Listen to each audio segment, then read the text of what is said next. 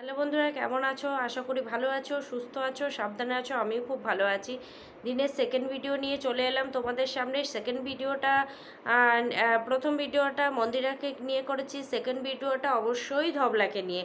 কারণ আমি তো বলেছি প্রতিদিন ধবলার যে অ্যাক্টিভিটি, সেখান থেকে ও যদি কন্ট্রোভার্সি ছুড়ে দেয় বা বলতে খাবার দিয়ে দেয় যে খাও খাও, তাহলে আমরা কেন খাবো না? কারণ আমাদের তো এটাই কাজ, যে তোমাদের এন্টারটেনমেন্ট করার, বলতে আনন্দ দেওয়ার, বা ওর কিছু ভুল আমার মানে তোমাদেরকে প্রেজেন্ট করার।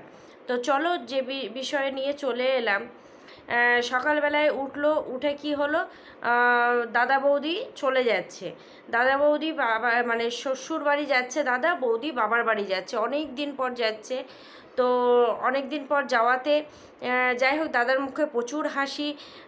দাদাটা জানি না ঠিক কি কেমন, মানে কোনো সময় রাগী, কোনো সময় কার্টুন, কোনো সময় কি বুঝতে পারি না। যাই হোক, তো শ্বশুরবাড়ি যাচ্ছে, যাওয়ার আগে নাকি বুনুকে বলেছে, বুনু বুনু ওয়েট মেশিনটা একটু নিয়ে আয় না, আমি ওয়েট করে যাই, আমি গোপাল ভাড়া হয়ে যাচ্ছি, তো আবার যে শ্বশুরবাড়ি শুকটা হয়ে চলে আসি, একটু ওয়েট করে আমাকে বাড়ি থেকে বের কর, আবার ওয়েট করে ঢোকাবি। বুনুকে এ কথা বলেছে দাদাতে। তো যাই হোক, বুনু তো সব কথা শোনে দাদার, দাদাও বুনুর সব কথা শোনে। শুধু বিয়ের সময় চড় থাপ্পড় মেরে বাড়ি থেকে বের করে দিয়েছিল, যে এই শুভ কাজে তোর মতো মেয়েকে থাকার দরকার নেই, যে শুভ কাজটায় মিটে গেছে, এখন বাবা মাল্লুর দরকার, দাদার মায়েরও মাল্লুর দরকার, সুতরাং নিয়ে চলে এসেছে যে মাল্লুটা তো করতে হবে। কারণ দাদা সেরকম কিছুই করে না, শ্বশুরবাড়িতে যাচ্ছে তার আগে বাজারঘাট করলো, সব করলো, সেটা কে করলো? বুনুর পয়সায়। বুনু কেনই বা করবে না? বুনু মানে বাবার বাড়ি বলতে দাদার বাড়ি, দাদার বাড়ি এসে যদি বসে ঘাড়ের পুরে বসে খায়, দাদার টোটোতে 24 ঘন্টা চল ড্রাইভার চল, চাবুক চালাচ্ছে চল, এরকম করে, তাহলে দাদা কেন সেই ইটা নিবে না? বৌদি কেন নিবে না? এটাও তো বলার মতো কথা। কেন তুমি আমার বাড়িতে বসে থাকবে এমনি এমনি সারাদিন? এই চা করছে, এই দুধ গরম করছে, এই মাছ কাটছে, এই জন্য মাছ নিয়ে আসা হয়েছে, আমি আমার বৌদিকে খুব ভালোবাসি, এই জন্য এই মাছ, বৌদির জন্য লোটে মাছ, এই যে সারাদিন করা ছাড়া ওর কোনো কাজ আছে? ঘুম থেকে উঠছে চোখ মুখ ফুলিয়ে 11টা থেকে 12টার সময়। কোন মেয়ে, কোন মা বলতে পারো দুপুর 12টার সময় উঠছে? তার একটা চার থাকে যে না, আমার ছেলেপিলেকে স্কুল পাঠাতে হবে, টিউশন পাঠাতে হবে, রান্নাবান্না করতে হবে, কাজকাম করতে হবে। আর মা তো ছেড়ে দিয়েছে, সে অনাথ আশ্রমের মতো বাবার কাছে ছেড়ে দিয়েছে। বাবা বড় করছে, ঠাম্মি বড় করছে, বড় করছে। আবার যখন সময় হবে, আমি ছেলের জন্য খুব কাতো শোকাতো, আমি দুঃখতে থাকতে পারছি না, আমার খুব কষ্ট হচ্ছে, তোমাদের আমি বোঝাতে পারছি না, আমি বোঝাবও না আমার দুঃখ। এই ছাড়া আর তার কি আছে? দিব্যি ঘুরছে ফিরছে, খাচ্ছে দাচ্ছে, আর ইদানিং তো মানে বডিকে সুন্দর করতেই ব্যস্ত। কোন দিন চুল কাটতে যাচ্ছে, কোন দিন ফেসিয়াল করতে যাচ্ছে, কোন দিন আইব্রো করতে যাচ্ছে, কোনো দিন আবার নেল বসাতে যাচ্ছে। ও কোনো কিছুতেই, একটা জিনিস তোমরা কি ভালো করে দেখেছো, ও কোনো কিছুতেই সুখী না। এই এই যারা না কোনো কিছুতে সুখী হয় না, তাদের কিন্তু কোনো দিন সুখ আসেও না, কারণ যেটা পাচ্ছে সেটাতেই সুখী না। ও সন্দীপদা বাড়ি বিয়ে করেছে, সেটাতে সুখী না। একটা বাড়ি ঘর হচ্ছে, সেটাতে সুখী না। অন্যের মার্বেল, অন্যের ঘর, অন্যের জিনিস পছন্দ। সন্দীপ যখন, তোমরা পিছের দিকে চলে যাও, সন্দীপ যখন মার্বেল এনেছিল, মানে তার ভেতর ধবলা বাবার বাড়িতে ছিল, ধবলাকে ভিডিও কল করে দেখিয়েছিল এদেরকে এই মার্বেল নিচ্ছি। তো ধবলা যাই হোক পছন্দ হয়েছিল না, তবু সন্দীপ নিয়ে চলে এসেছিল। তো যাই হোক, সন্দীপ মার্বেলগুলো পরে যখন দেখাচ্ছে, তখন ওনার পছন্দ হয়নি, যে আমাকে কেন, আমি আসার পরে কেন মার্বেলগুলো নিয়ে আসা হলো না, বা আমার পছন্দতে কেন গুরুত্ব দেওয়া হলো না। এটা কিন্তু ওনার রাগ হয়েছিল ধবলার। তো সেখান থেকে ঘর বাড়িটা ওনার পছন্দ না, কিন্তু বাবার বাড়িতে ওই যে প্লাস্টার না করা ঘরে থাকছে, তখন ওর ভালো লাগছে। এই জন্যই বলে, মানে সব কিছু হচ্ছে কপাল, জানো তো? কপালও দিয়ে দেখে যে না, তোকে এতটা দিচ্ছি, তুই কিভাবে নিচ্ছিস। তারপরে ও কি করলো, সন্দীপ দেবারই খুশি না, ছেলেটাকে একটা হয়েছে সেটাকেও ফেলে চলে এলো, সেটাকে নিয়েও খুশি না। কার হাত ধরে এলো? ফোকলা, ফোকলার হাত ধরে এলি, তাহলে ডিভোর্স যখন ফাইল হলো, ডিভোর্স তুই প্রথম থেকে ফাইল করলি, ও সন্দীপ তো ডিভোর্স ফাইল করিনি, তুই ডিভোর্স ফাইলটা করেছিলি। তারপরে ডিভোর্স ফাইল করলি, যখন ডেট এলো কী করলি, ডিভোর্স দিতে গেলি না, সেটাতে তুই সুখী না। তুই খাটটা ছেলের কাছ থেকে নিয়ে চলে এলি মাল রিকভারি করে, সেই খাটটা তুই মায়ের পিঠের তলে দিতে পারলি, বাবার পিঠের তলে দিতে পারলি, কিন্তু ছেলের যে কনকনে ঠান্ডার সময় সেই খাটটা নিয়ে চলে এলি, এটাতে তাও তুই সুখী না। যে খাটটা নিয়ে এসেছি, যে খাটটা শুবি তা না, তুই কিন্তু অন্যজনকে শুতে দিলি, তবু ছেলেকে শুতে দিলি না, সেখানে তুই সুখী না। তুই ফোকলাকে তাহলে ডিভোর্স যখন সময় এলো, তাহলে ডিভোর্সটা দিয়ে দে, সেটাতে দিলি না। কি বললি, আমার ছেলে চাই, আমার ফোকলাকেও চাই না, সন্দীপকেও চাই না, আমার ছেলে চাই। তারপরে ছেলের যখন, তাহলে তো ছেলেকে চাইবি যখন, তাহলে তো ছেলের জন্য তোকে এখন একটু কেস ফেস করতে হবে, কারণ তুই তো তখন নিয়ে আসিস নি। সন্দীপ কেনই বা দিবে, যখন 2.5 বছর সময়, যখন বাচ্চাটা ব্রেস্ট ফিটিং করতো, তোর বুকে দুধ খেত, সেই সময় তুই সেটা ছেড়ে চলে এলি রাগ দেখিয়ে, ছেলেকে আনলি না, যে ছেলেটা আমার কিভাবে ঘুমাবে, রাত্রিবেলায় কাঁদছে কি না, ছেলে মা ছাড়া তখন কি অবস্থা হয়। কারণ সেই সময়টা প্রত্যেকে আমরা জানি, ছেলে হোক মেয়ে হোক প্রত্যেকে আমরা জানি, যে বাচ্চা যখন বুকে দুধ খায় তখন তার মায়ের কতটা প্রয়োজন। সেখান থেকে তুই বেরিয়ে চলে এলি যার হাত ধরতে, তার হাত ধরবি কি না সেটাতেও তুই কমফোর্টেবল না, সুখ পাচ্ছিস না, সেটাতেও সুখী না। কি করলি, মায়ের বাড়ি থাকবো না, আমি ফ্ল্যাট নিব। ফ্ল্যাট নিলি, ফ্ল্যাটে গিয়ে তুই খুব জোর হার্ডলি 20 দিন থাকলি, আমি কথায় কথায় বলছি, তুই গুছালি ফিরালি, এটা কিনলি ওটা কিনলি, সব করলি, তবু তুই খুশি না, এই ফ্ল্যাট ভালো না। তুই রঙের তুলি কিনলি, তুই দেয়াল ঘষে বেড়ালি, তুই কুচিনাওয়ালা ঘর পেলি, তবু তুই খুশি না। তুই কিসে খুশি বলতো ভাই, তুই কিসে খুশি? আসলে তোর মানে নেশাটাই অন্য রকম হয়ে গেছে। কারণ হচ্ছে এর জন্য আমি বলবো সন্দীপের মতো ছেলেই তোর প্রয়োজন, আর সন্দীপের মতো ছেলেই যদি পারে তোকে রাখতে পারতো। কারণ সেই সময় যদি মাতে থাপ্পড় মেরে ওই বাড়িতে ফেলে দিয়ে আসতো, হ্যাঁ ফেলে দিয়ে আসতোই বলছি, কারণ থাপ্পড় যে এনেছি ঠিক আছে, 2 দিন 10 দিন 1 মাস 2 মাস থাকো, আবার যাও, তোমাকে সংসার করতেই হবে। যদি বেরাও ওইভাবেই বেরাবে, তোমার দোষ। এইভাবে কিন্তু মা যদি শাসন করতো, তাহলে কিন্তু এই দিনগুলো তাকে দেখতে হতো না। মায়েরও দোষ আছে, আমি প্রথম থেকেই বলছি, মা বাবা প্রত্যেকের লোভ জমে গেছে, যে মেয়ের তো ফেস ভ্যালু আছে। আরে বাবা, মেয়ে যদি আমাদের বাড়ি থাকার পরে আমাদের 2টো চ্যানেল দাঁড়িয়ে যায়, তাহলে কি এমন আসে যায় যে মেয়ে তারপরে পয়সা দিচ্ছে, ফোন দিচ্ছে, তোমার দিচ্ছে, ইন্ডাকশান দিচ্ছে, এটা দিচ্ছে ওটা দিচ্ছে, মাসকাবাড়ি বাজার করছে, মাংস নিয়ে আসছে, তাহলে মেয়ে তো আমাদের হচ্ছে সেই কি আরে ধন ধন সম্পদ, সেখানে নাড়া দিলে ঝাঁকালেই তো ঝুরঝুর করে পড়ছে। তাহলে মেয়েকে আমরা কেন রাখবো না? কিন্তু মেয়ের সুখ স্বাচ্ছন্দ্য দেখলো না, সুখ স্বাচ্ছন্দ্য দেখলো না। কি বলল, তারপরে দাদা বৌদি বেরিয়ে চলে গেল, তারপরে কি বলল, খেলো দিলো ঘুরলো ফিরলো, তারপরে ঘুম থেকে উঠে বললো যাই একটু ঘুরে আসি, বৌদি দাদা বাড়িতে নেই, ভালো লাগছে না, একটু ঘুরে আসি। তারপরে মায়ের ভিডিওতে আমি শুনলাম, আমি এখনও দেখিনি, মায়ের ভিডিওতে নাকি শুনলাম যে বৌমার জন্য কানের বানাতে যাচ্ছে, কানের বানাতে যাচ্ছে। এর আগেও কিন্তু সন্দীপ বলেছে যে এখন কোথায় থেকে আসছে সোনা গয়নাগুলো, সোনা গয়নাগুলো আমাদের বাড়ি থেকে যেগুলো নিয়ে গেছে সেগুলোই ভাঙিয়ে ভাঙিয়ে নতুন সোনা গয়না করছে। একদম ঠিক। কারণ হচ্ছে যেই মেয়ে একসঙ্গে 2টো সোনার আংটি বানাতে পারে, একটা মেয়ে মানে কানের দিয়ে সে কানের বলে যে ফোকলা গিফট করেছে, মানে কে গিফট করেছে সেটা বলেনি, গিফটের কে কানের গিফট করবে গো? এখনকার যুগে ফোকলা কি করে যে কানের গিফট করবে? ফোকলা তো ওই ধবলার পাশে বসে বসে খাচ্ছে আর ফুলছে, খাচ্ছে আর ফুলছে, ও কী করে যে ও কানের দিবে? মানে এখন যদিও করে, আগে তো কিছুই করতো না, সে শিপ থেকে বেরিয়ে চলে এসেছিলো মুম্বাই থেকে, তারপরে কিছুই করতো না।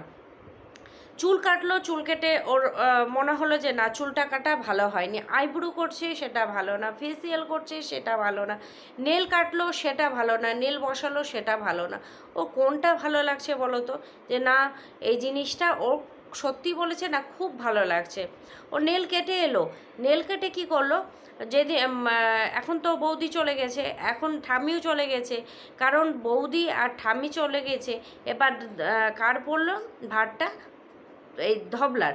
তোমরা দেখো এখন থেকে কিন্তু ধবলাই রান্না বান্না করবে, মা কিন্তু মোবাইল দেখতেই সবসময় ব্যস্ত থাকে। আমরা প্রত্যেকে দেখি বা প্রত্যেকে দেখছিও, 24টা ঘন্টা যদি দেখাতে যায় তাহলে সে মোবাইল নিয়েই পড়ে থাকে। যতক্ষণ আমরা দেখি ওর মাকে, ততক্ষণ রান্না করছে তাও মোবাইল পাশে চলছে, আটা গুনছে তাও পাশে মোবাইল চলছে, সবজি বানাচ্ছে তাও মোবাইল, এমনকি খাবার বাড়ছে তখনও মোবাইল দেখছে আর খাবার বাড়ছে। তার মানে তার 24 ঘন্টায় কিন্তু মোবাইল সঙ্গী হয়ে গেছে।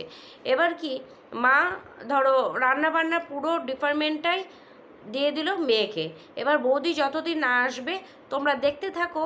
আমি যতটা দেখেছি বা যতটা বুঝেছি ওদের ফ্যামিলিকে, মা এবার দিয়ে দিল মেয়েকে ভার। এবার কিন্তু মেয়ে করবে রান্না বান্না। এর আগেও কিন্তু মা শরীর খারাপের ভান করে মেয়ে গোলা রুটি করছে, মেয়ে রান্না করছে, মেয়েই করছে, ঠাম্মি করছে, সেরকম হয়েছিল। বৌদি আসার পর বৌদি করছে, এরকম তিনজনে অল্টারনেট করে চলছিল। এবার কিন্তু দেখো আবার মা কিন্তু ছেড়ে দিল, গা হেলা দিয়ে দিল, মা আর কিছু করবে না। আজকে বৌদি গেছে, আজকে থেকেই বলেছে রান্না কর। তারপরে ধবলা গেল কি বালিশ রোদ্রে দিতে, যে আমাকে বালিশগুলো, মার অর্ডার, বালিশগুলো রোদ্রে দিতে হচ্ছে, এখন অর্ডার পালন করতে হচ্ছে। এগুলোই যদি সন্দীপের মা বলেছে, তাহলেই বলেছে আমাকে আমাকে থ্রেট করেছে, তারপরে আমার উপরে নির্যাতন করেছে।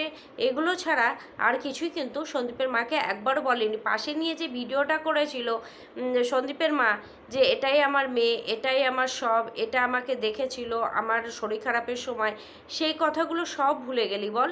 সে ভুলার পরে কি বললি, যে ও মানে আমার শাশুড়ি অন্যজনের সঙ্গে থাকে, ব্যাস, শাশুড়ি অন্যজনের সঙ্গে থাকে। তার সময় কোথায়? সকাল 6টার পর থেকে সে এই 4টে-5টার পর থেকে সে যে সংসারের প্রতি খাটোখাটনা করে, আমরা কিন্তু প্রত্যেকটা সময় দেখি। কোনো সময় তাকে দেখি না মোবাইল নিয়ে বসে থাকতে। মোবাইল নিয়ে বসে কখন? সন্ধ্যার পরে সন্দীপের মা একটু মোবাইল নিয়ে বসে, সেটা আমরা কিন্তু প্রতিটা সময় দেখতে পাই। কাজ কাম সেরে কিন্তু মোবাইলটা নিয়ে বসে, কাউকে বলে না যে এই রান্নাটা করতো, এটা করতো, ওটা করতো। সন্দীপ যদিও রান্না করে, পাশে কিন্তু ওর মা খাড়া হয়ে দাঁড়িয়ে থাকে, যে এটা কর ওটা কর করে দাঁড়িয়ে থাকে, মানে সন্দীপকেও ছেড়ে দেয় না পুরোপুরি রান্নাঘরটা। কিন্তু ধবলার মা ধবলাকে যে পুরোপুরি ছেড়ে দিচ্ছে, এটাতে কোনো অসুবিধা হচ্ছে না ধবলা। কি করতে হবে? এবার বৌদি ছিল, বৌদি তো পাটায় বাটনা করেছিল, তো এবার কি হবে? এবার বৌদি চলে গেছে, তাহলে নেল বসিয়েছে, নেল বসিয়ে পাটায় বাটনা করতে আর পারছে না। তাহলে তোমরা বলো, এর আগে ও কিন্তু স্বীকার করেছে যে বিয়ের মানে এর আগেও আমি 1-2 বার নেল বসিয়েছি। সেটা কোথায়? আগে বলতে সন্দীপদের বাড়িতে গিয়ে দেখো, নেল বসিয়েছে, থাম্বনেলেও দেওয়া আছে নেল বসানো, সেই ভিডিওটা দেখো। তাহলে সেই সময় যখন বাচ্চা ছোট ছিল, কাঁথা কাপড় কাচা বলো, বাচ্চাকে স্নান করানো বলো, বাচ্চাকে তোলাপাড়া করতে বলো, নেল কিন্তু আমাদের খোঁচা মারে।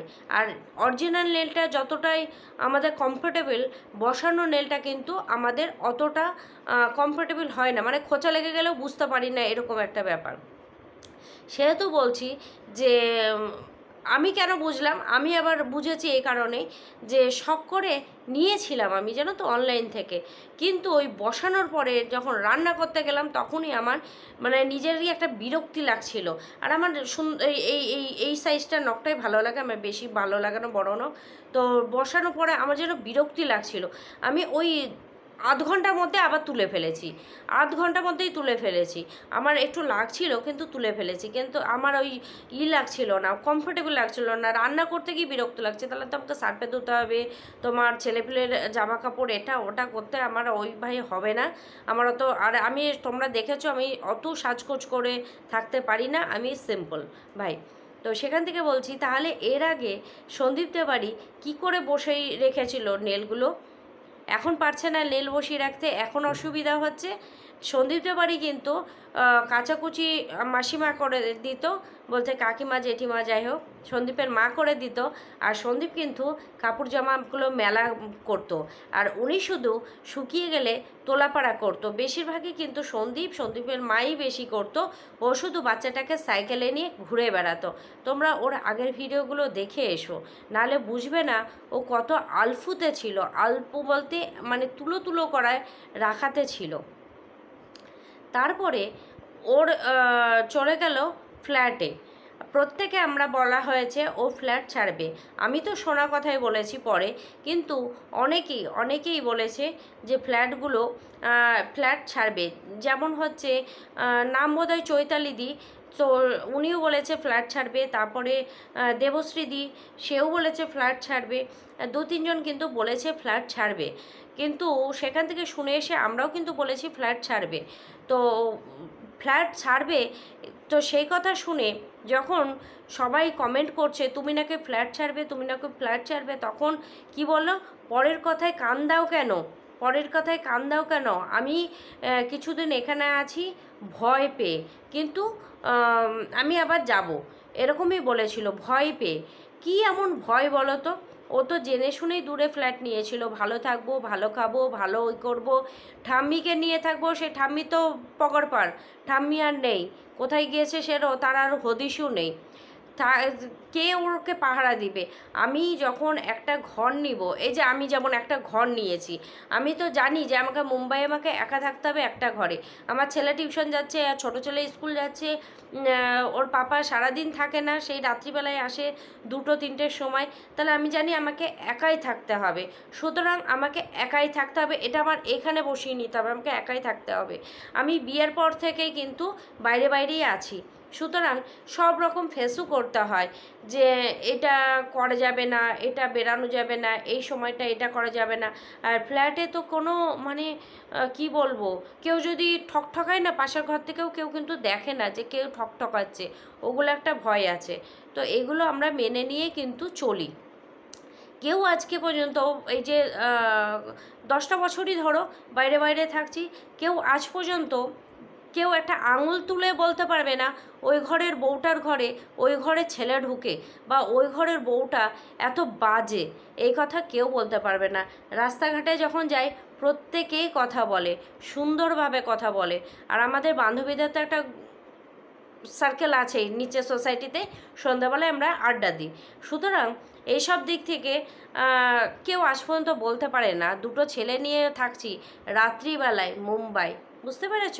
তারপরে আবার আমরা ভাষা বলি না, বলতে আমরা হচ্ছে বাঙালি, এরা হচ্ছে মারাঠি, অনেক রকম প্রবলেম থাকে, সেগুলো নিয়ে কিন্তু আমরা চলি। কিন্তু কেউ আঙুল তুলে বলতে পারবে না যে না ওই অমুক ঘরের বউটা, অত নম্বর ঘরের বউটা এই রাত্রিবেলায় এই কাজ করে, কি দিনের বেলায় এই কাজ করে।